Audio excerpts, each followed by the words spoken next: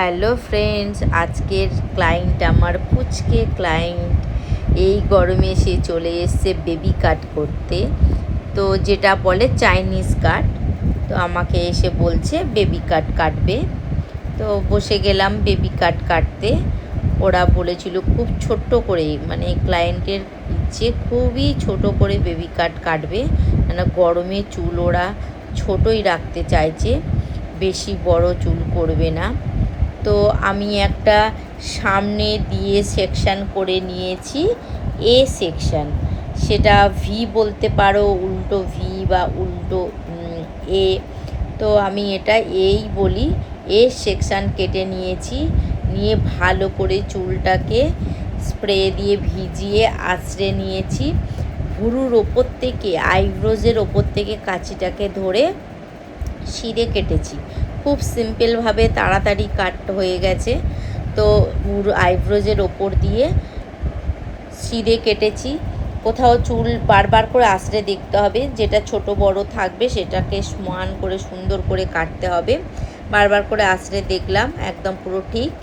পেছনটাও সেমভাবে স্প্রে করে চুলটাকে ভালো করে ভিজিয়ে নিয়েছি।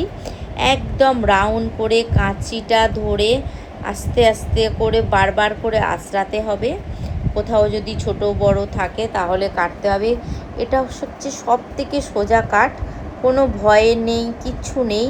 একদম কোনো মানে সময়ও লাগে না, খুব তাড়াতাড়ি হয়ে যায়। শুধু আঁচড়াবো আর গোল করে কেটে দেবো, ব্যাস। আর কোনো ঝামেলাই নেই কাটের মধ্যে, খুব সিধে তাড়াতাড়ি হয়ে যায়। তো আমি দেখতেই পাচ্ছ বারবার করে আঁচড়াচ্ছি আর কাটছি। বেশ বাচ্চাটার তাড়াতাড়ি হয়ে গেছে কাটিংটা।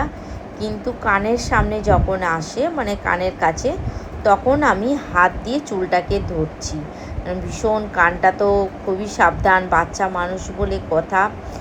তো বেবিদের কানটা তো একটু সাবধান করে কাটতে হয়। তো এরকম ওই কানটাও তাই, এই কানটাও তাই। যখনই আসবে একটু কানের দিক দিয়ে, যখনই কাটিংটা হবে একটু হাত ব্যবহার করতে হবে। আমরা চুলটা হাতে করে ধরে আমরা তখন কাটবো, যাতে কানটা প্রোটেক্ট থাকে, কোনো অসুবিধা না হয়, কান যাতে কেটে না যায়, সেদিকে কিন্তু আমাদের লক্ষ্য রাখতে হবে।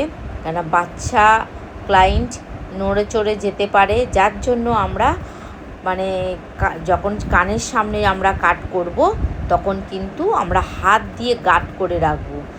কাঁচি যখন চালাবো আগে আমরা চুলের মধ্যে, কানের ওপরে আগে আমাদের হাত দেব। যদি কিছু কাট হয় আমাদের হাতের ওপর দিয়ে হবে, বাচ্চাটার কান যাতে বেঁচে যায়। তো আমরা সেই বুঝে কাটতে হবে। শুধু কানের সামনে এসে আমি হাত ব্যবহার করছি, বাকিটা কিন্তু খুব সুন্দরভাবে একভাবে গোল করে কেটে গেছি। কোনো অসুবিধা হয়নি, কোনো প্রবলেম নেই। ক্লায়েন্টও খুব ভালো, পুচকে ক্লায়েন্ট, খুব ঠান্ডা ছিল, কোনো ছটপটে না। যখনই যেভাবে বলেছি চুপচাপ বসেছিল। তো বেশ ভালোই হয়েছে। এই লাস্ট ফিনিশিং। তো এটা দুভাবেও আঁচড়ানো যায়, সেটাও ওদের আমি আঁচড়ে দেখালাম। এইভাবে, এটাই ওদের চাইনিজ বেবি কাট এটা হলো। আর এটাকে তুমি একটু আঁচড়ে নিলে একটু বয়েজ কাট টাইপের হয়, সেটাও দেখালাম। তো বন্ধুরা, কেমন লাগলো কাটিংটা একটু প্লিজ লাইক, সাবস্ক্রাইব, কমেন্ট করে একটু জানিও। তো আরও আনবো কাটিংয়ের ভিডিও, আরও অনেক ভিডিও নিয়ে আসবো। তো একটু কমেন্ট করে জানিও কেমন লাগলো। চলো, টাটা।